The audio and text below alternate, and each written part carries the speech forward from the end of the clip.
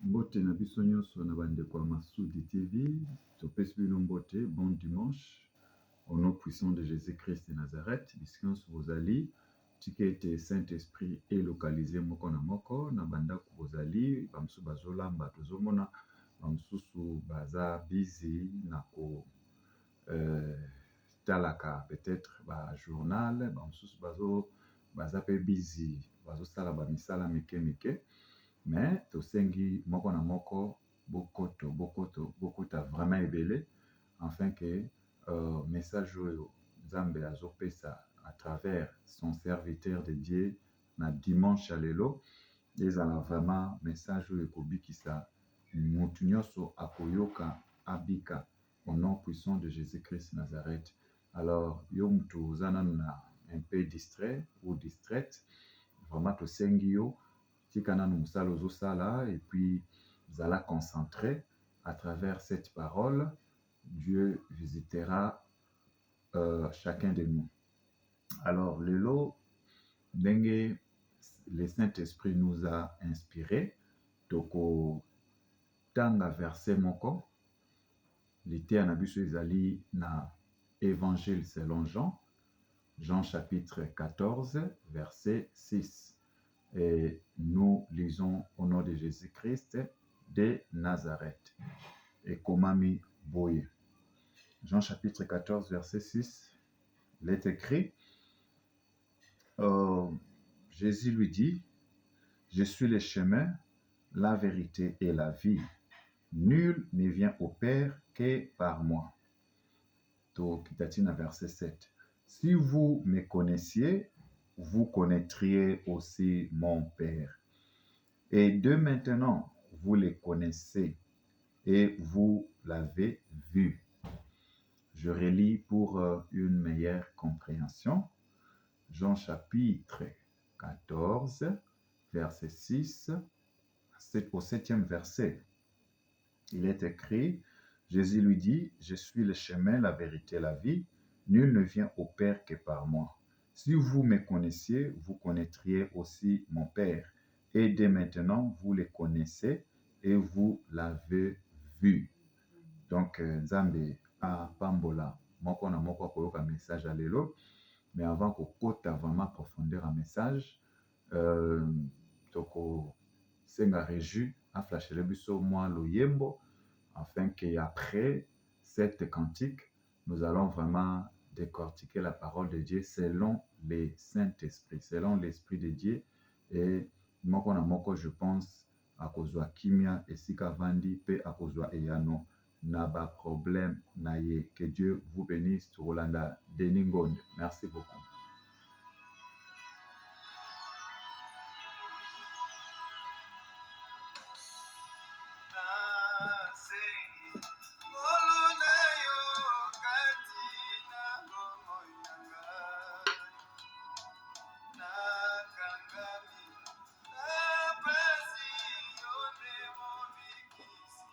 Donc tozosenga motu nyonso sika ozali loyembo ozoyoka ezongisa yo na kati na molimo afin ke ti okoyoka liloba Nzambe azala chemin na yo, azala vérité, azala vie na yo.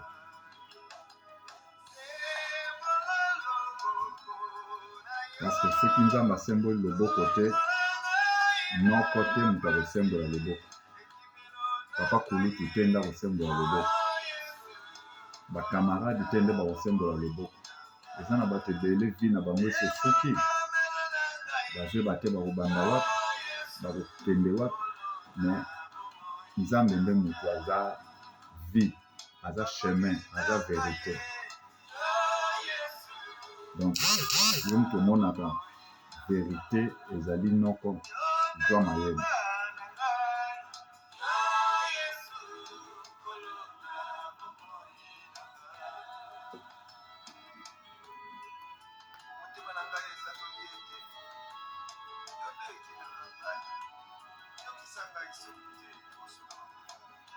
Donc esika ozali zwa bible na yo déjà, zwa bik na yo ozwa baverset okoma, parce que baloba na anglais practice makes perfect. Donc ntango ozokoma okozonga lisusu kotanga bien okopesa boyebi.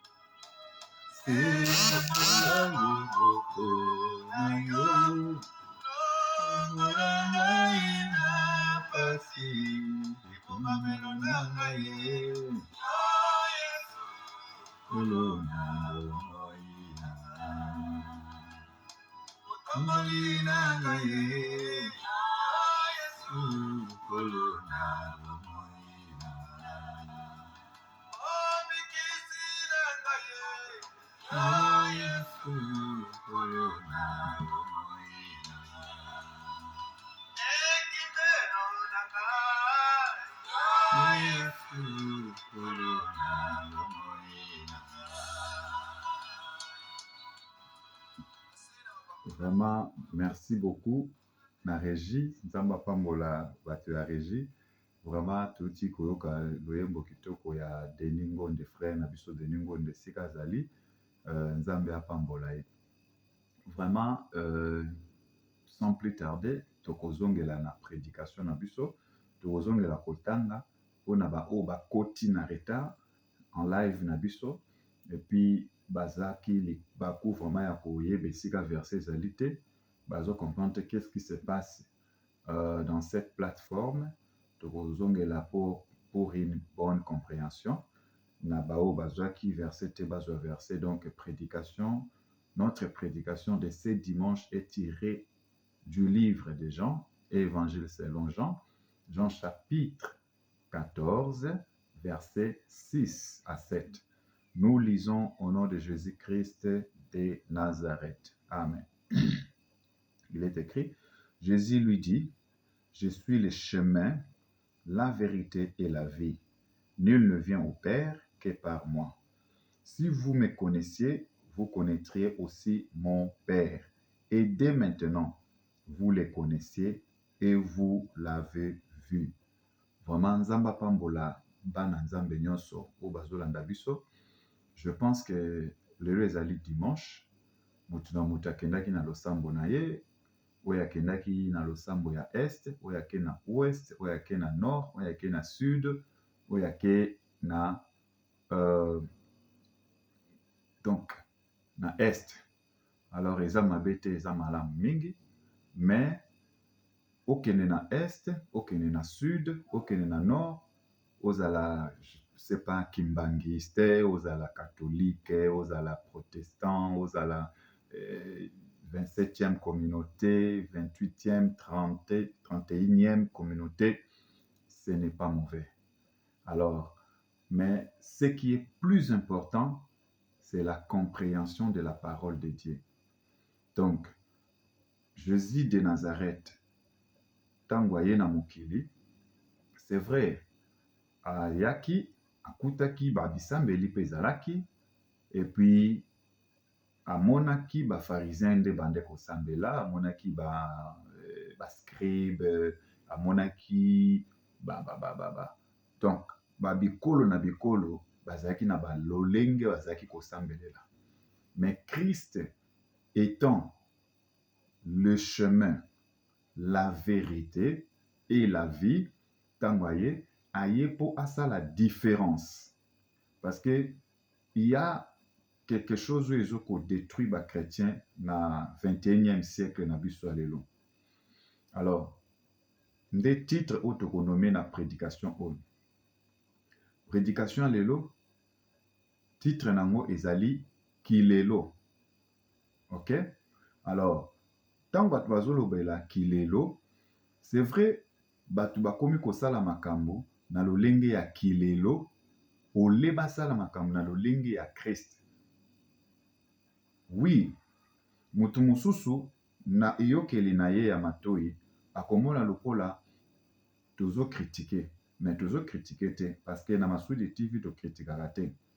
Ce qui Jésus a critiqué qui, biso peut te critiquer. Ce qui Jésus a pamela qui, biso peut te pamela. Ce qui Jésus a loba qui oeza malamu, biso peut te loba oeza malamu. L'une des raisons, c'est l'une des raisons à l'obi, je suis. Alors, na verset oyo bande, tous à la très éveillé. Bato bozolanda biso na moment oyo. Jésus-Christ de Nazareth, na verset oyo alobi, je suis. Je suis na bato yo ba mata likolo, c'est-à-dire bato ba yekola, batanga o balobaka batanga. Je suis ezali nini. Je suis ezali verbe être au temps présent. Je suis, tu es, il est, elle est, nous sommes, vous êtes, ils sont, elles sont, ainsi de suite. Ok? Alors, pourquoi pas Jésus-Christ, il fallait qu'il peut-être na place à l'oba je suis, il fallait qu'il l'oba nous sommes. Achangwata na troisième personne du singulier. Ok? Nous. Parce que il n'était pas seul, il était aussi avec ses disciples. Jésus aillé, mais il a récolté les 12 au bazar qui tout autour naïe. Alors il fallait que Jésus aloba, nous sommes les chemins. Jésus, il n'est pas les chemins avec Pierre, il n'est pas les chemins avec Timothée, il n'est pas les chemins avec Matthieu, il n'est pas les chemins avec son père ou sa mère. Je pense que moto aza na esprit ya Nzambe azolanda biso saisir opportunité ya message oyo. Na Masudi TV toyaka koloba kaka vérité. Tokoteya liloba na Nzambe ndenge ekomami na Bible. Et non tokoteya liloba na Nzambe ndenge ba scribe bateyaka. Tokoteya liloba na Nzambe te ndenge ba farisai Jésus akutaki bango bazoteya, mais liloba o biso tokoteya ekozala a conformité na vérité à Christ. Ce qui liloba o tokoteya ekozala vérité te, c'est inutile toteya liloba na Nzambe. Soki tokosakola bato, mais tokosakola bato kuta, c'est inutile tosakola bato. Soki tokolakisa bato makambo ya Nzambe, mais tokomema bato na baventure, c'est inutile tolakisa bato makambo wana. Soki tokoteya liloba, toteya liloba na ndenge ya bosolo. Si nous allons prophétiser, prophétiser dans la vérité,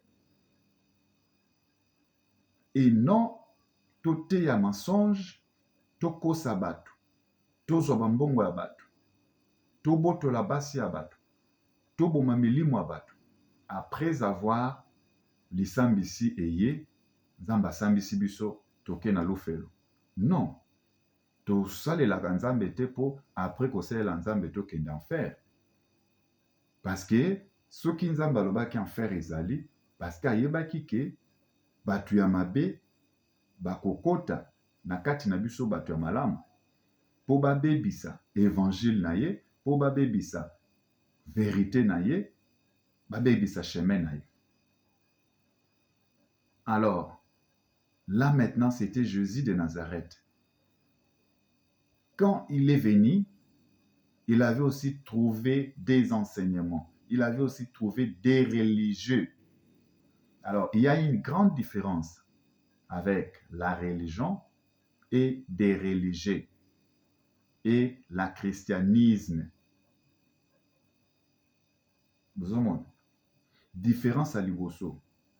Ba religieux, eza banane. Ba religion eza nini. Et puis, christianisme ezali nini. Avant tout kota na mama na likambo na litea na biso. Alors, bozala prêt ou prête pour nous développer ensemble avec vous. Mes frères et sœurs, des religieux ezali lolenge ya batu oyo bazali ba chrétien te, mais po baluka kwanga, po baluka business, po baluka mbongo, po baluka biloko ya mokili, balati baposo ya ba Kristo. Ce sont des religieux, c'est-à-dire bato oyo bazo kosalela Nzambe mais na ba intérêt personnel. Ce sont des religieux. Bato bayaka kosambela Nzambe pour na ba intérêt personnel. Par exemple, na kati Afrique, bino moko botala na kati Afrique. Soko tali africain, beaucoup remarqué que Afrique eza na bisambeli ebele. Mais ba source ya bisambeli wana ezali ya ba africain te. C'est-à-dire ba africain bayamba biyamba yamba. OK? Bayambi balosambo ya euti na Rome, bayambi balosambo euti na Amérique, bayambi balosambo euti na Asie, bayambi balosambo euti na Chine. Donc, c'est-à-dire bato wana ti bayambi balosambo bayambi biyamba yamba, bazo salela losambo wana en conformité na Jésus-Christ de Nazareth te. Bazo salela losambo wana en conformité na ba préceptes humaines. Quels sont les préceptes humains? Le précepte humain ezali l'enseignement qui n'est pas attaché à la vérité, l'enseignement du mensonge. Exemple, lelo, église ekomi esika ya liseki. Bato bazolonga na ndako bazokende na église, mais bato bazokende po bazwa biloko ya mokili na église. Cet évangile n'est pas la vérité. Mon frère, ma sœur, cet évangile n'est pas la vérité. Donc, soki yo lelo, ndenge ozolanda biso, okendaki église, oki kosambela, mais okendaki po ozwa na makanisi na yo, ozalaki na ba intention po na loyenge, po na biloko ya mokili, okendaki po ozwa biloko ya mokili, tu es encore religieux. Tu n'es pas chrétienne. Moni? Wana ezali lolenge ya ba religieux. Donc, les gens qui se sont faits des chrétiens, mais en réalité, ils ont des caractères conformément aux païennes.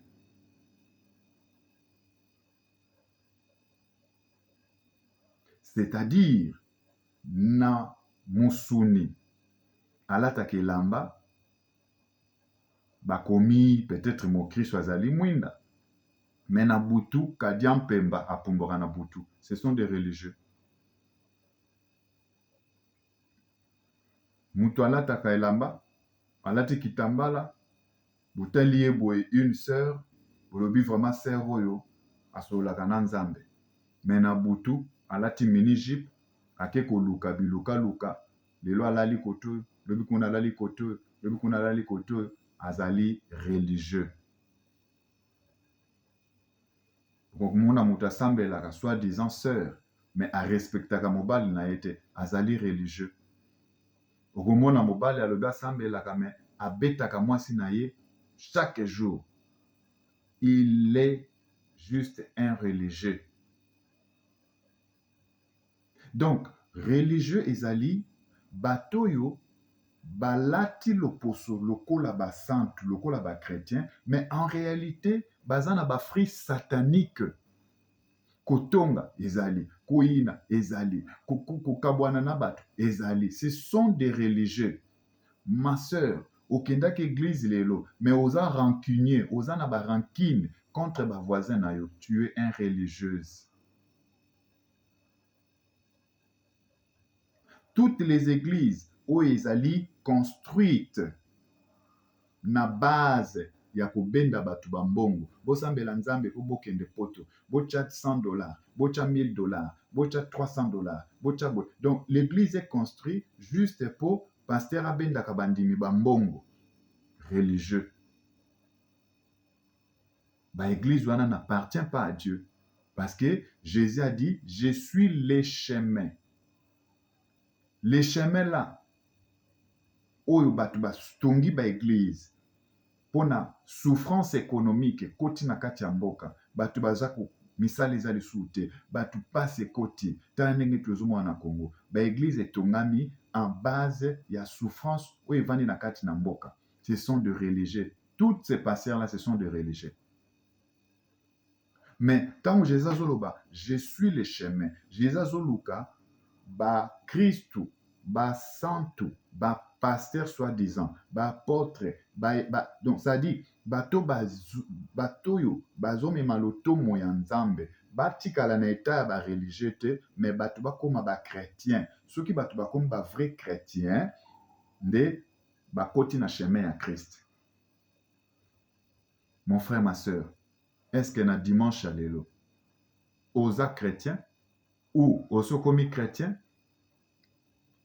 Okomona tata pasteur alobi aza chrétien, mais motema mabe na kati ya pasteur wana.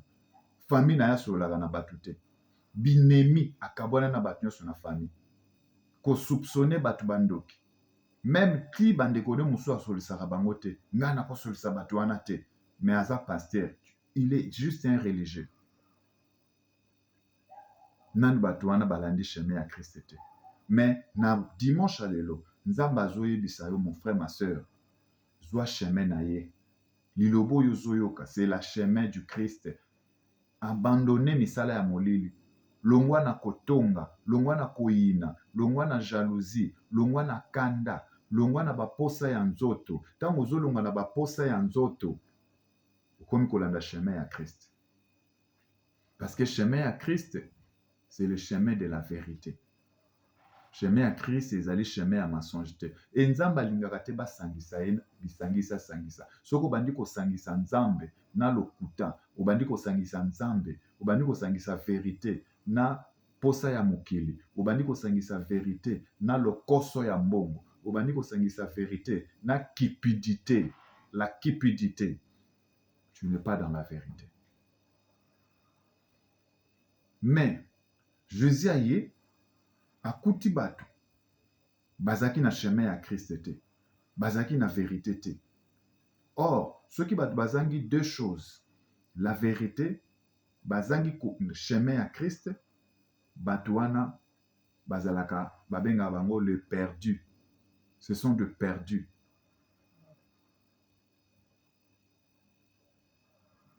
Bazana perdiction. Tant ozolanda message mon frère ma sœur, soki oza toujours na lokuta, oza na mensonge, ozali na motema ya mabe ya koyina baninga, oza na kati ya mensonge, tu n'es pas dans la vérité. Mais mosusu akobeta tolo, nakendaki église, na bini, na buki loketo, mais est-ce que kindoki otika? Kotonga otika? Dans la sorte ya ba religieux.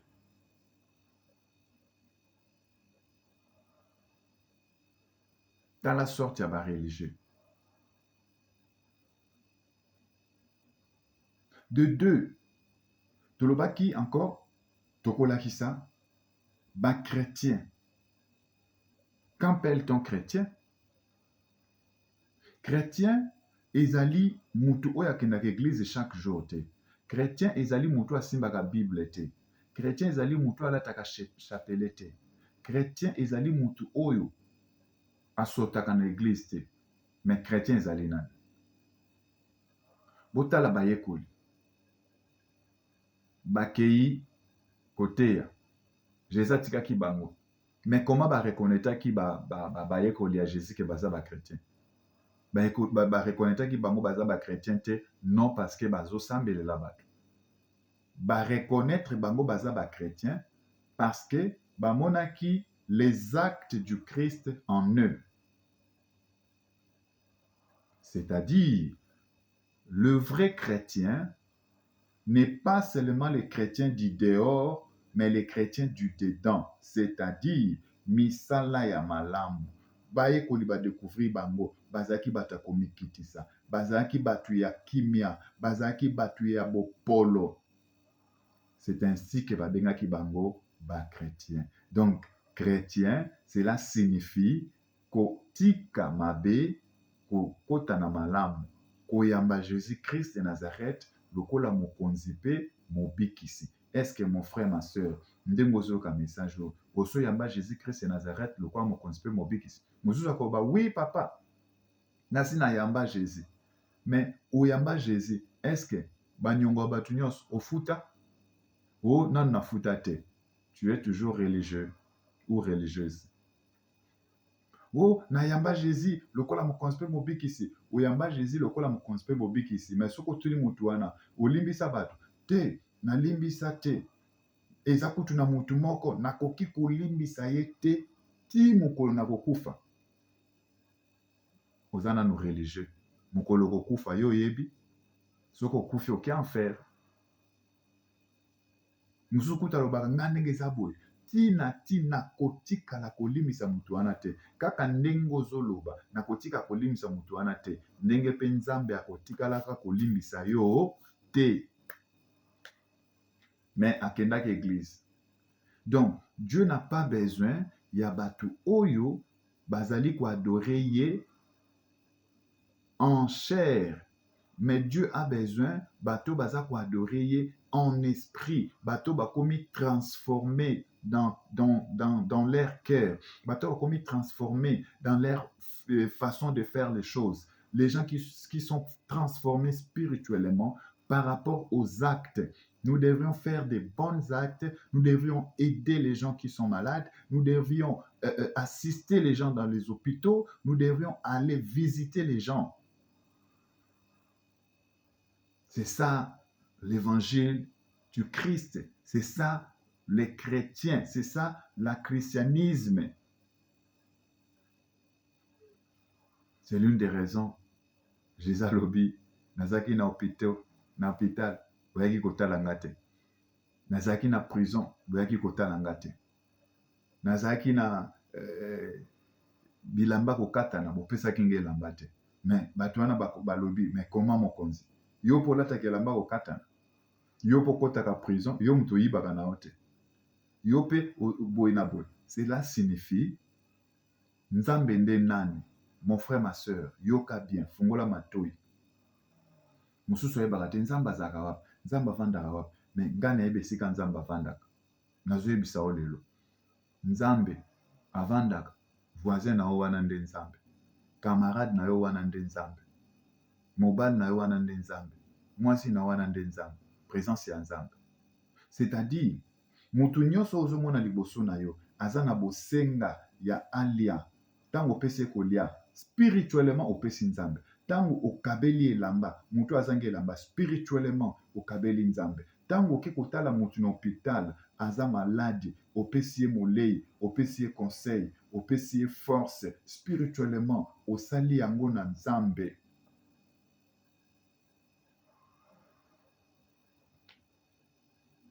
Tala comment toki komi komisa ba chrétien, ba vrai chrétien.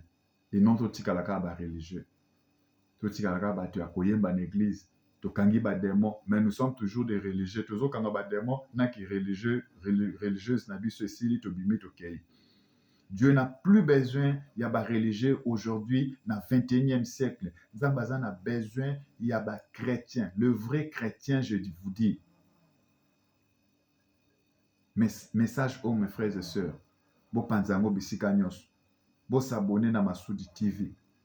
Bo panza parce que moi na Nzambe moko soka yoki message oyo abikisami à travers yo muto panzi message oyo malade oza na ngwe kosila. Bo bolo oza na ngwe kokende. Ba confusion d'esprit oza na ngo Nzambe akopesa kimia. Amen. Mes frères et sœurs, Jésus-Christ t'aime beaucoup. Mais Azan a besoin comme religieux. Non, comme religieux plutôt. Mais Azan a besoin bato bakoma ba vrai chrétien. Dieu n'a pas besoin des religieux. Mais combien de gens aujourd'hui, Jésus-Christ de Nazareth aza na kolela parce que jusqu'à présent bato baza toujours ba religieux. Nanu bato basambeli te. Yango yoki alobi na 6, Jean 14, 6. Jésus lui dit, je suis le chemin, la vérité et la vie. Nul ne vient au Père que par moi. Donc, ceux qui te vie, to sali malamu, to lingi baninga na biso, to sungi baninga na biso, c'est par cela que tu reçois vie. Quelle vie?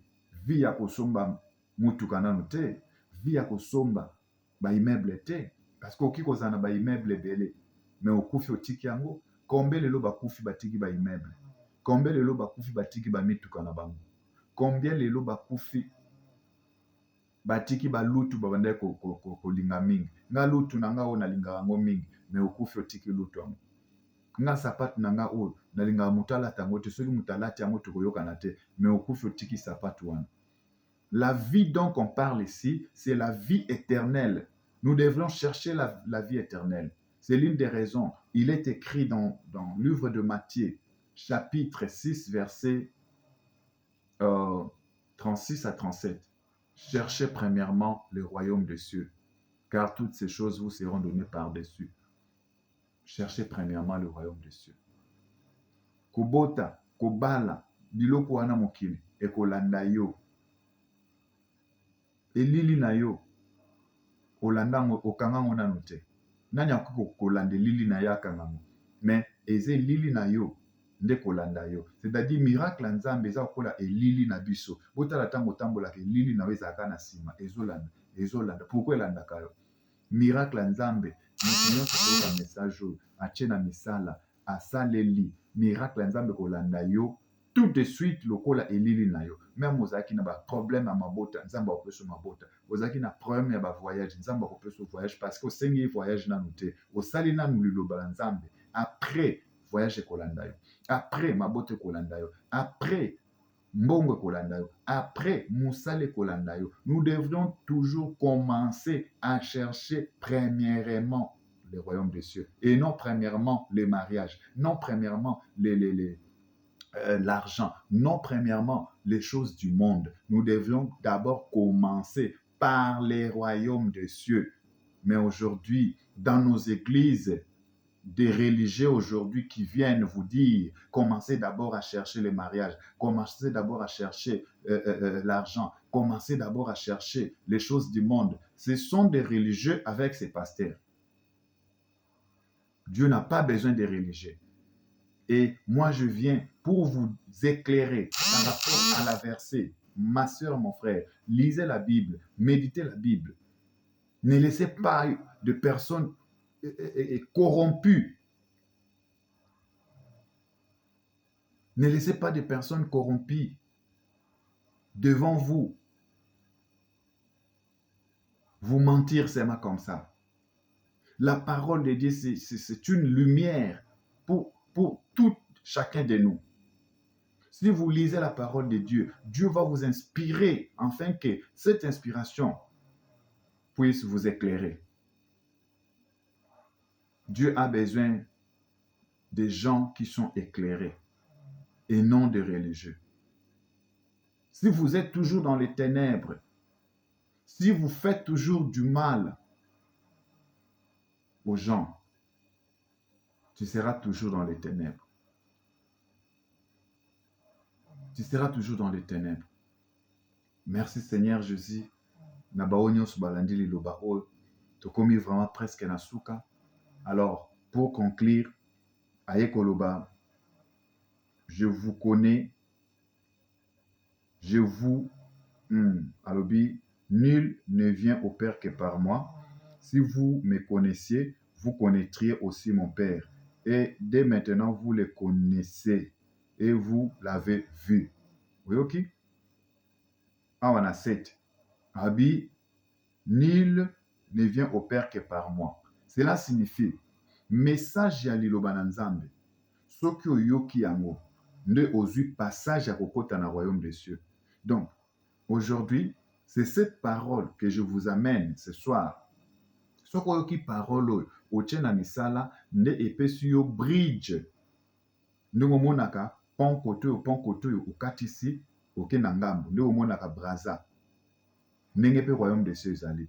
Sikoyo Jésus Christ aza lokola pont.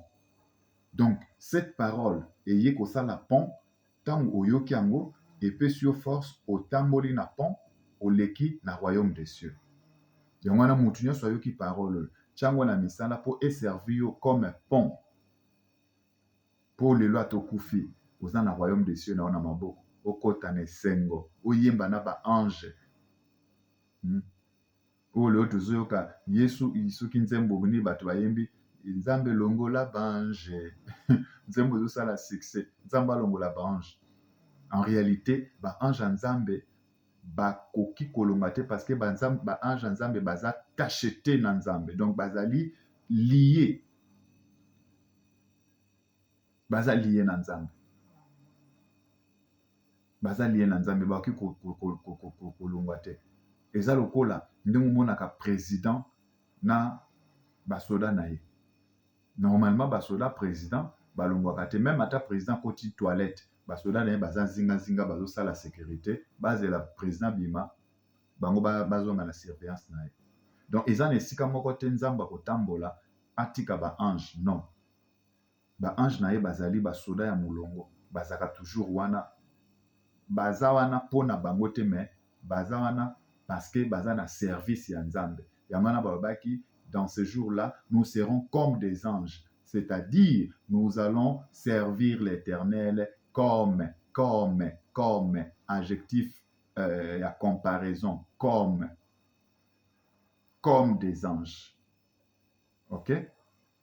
Tant bazoloba comme toza ba ange te, mais comme tozana bango toujours ensemble. Bon, zamba longola bango bakende wa. Donc c'est un peu ça évangile oya apesi lelo ndaye koloba si vous connaissiez vous connaîtriez aussi mon père. Donc soki bondimi si vous me connaissiez, soki bondimi nga, soki bo connaître nga, vous connaîtrez aussi mon père. Bokoyeba pe papa na nga. Or, papa ya Nzambe, papa ya Jésus, c'est qui? Papa ya Jésus, c'est tout simplement les messages du Christ. Donc, soki tozu message du Christ, tu tiens na misala, on a déjà connu Christ. Christ est cacheté dans sa message, dans ses messages. Et cet message, c'est la parole de Dieu.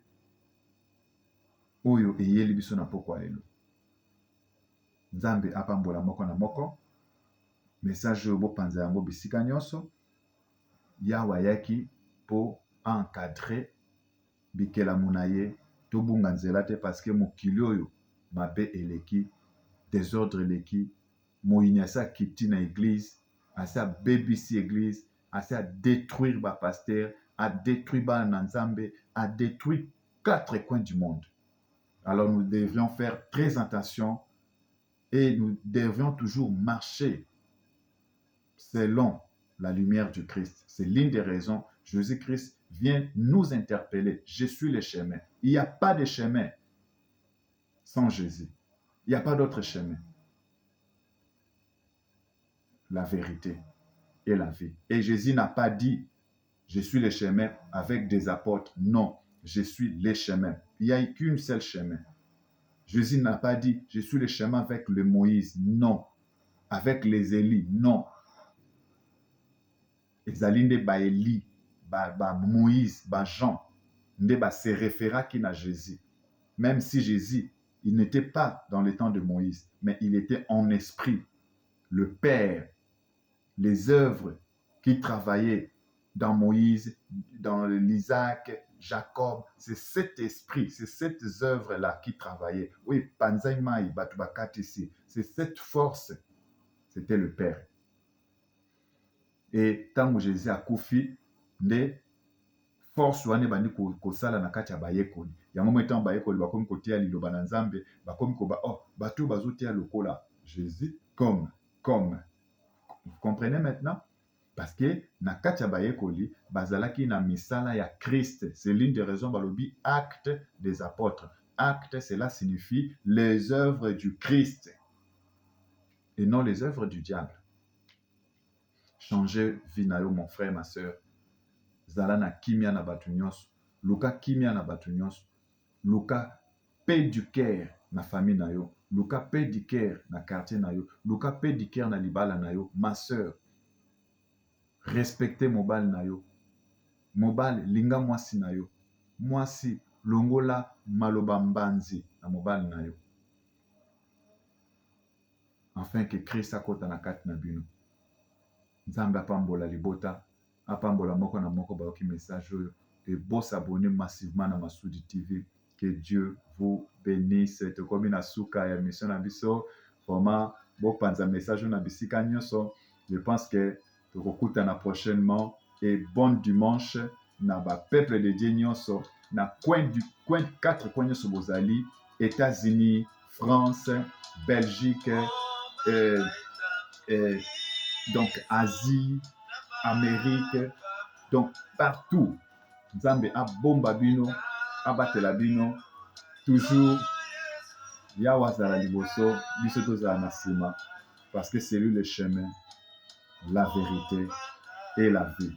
Bao nyonso bakotia Christ liboso, a éclairer vie na yo, a éclairer misala na yo, a éclairer libala na yo, a pesa yo la paix du cœur. Parce que la paix du cœur, c'est Christ. Amen, amen. Nzambe apambola yo.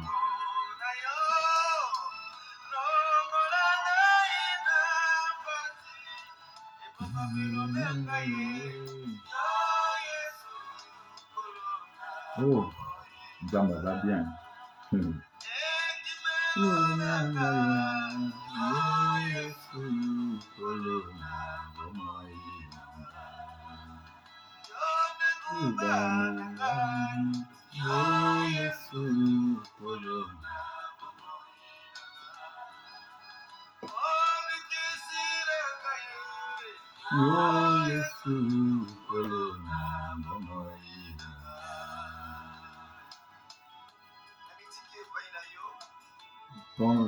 Bon dimanche à tous, que Dieu vous bénisse.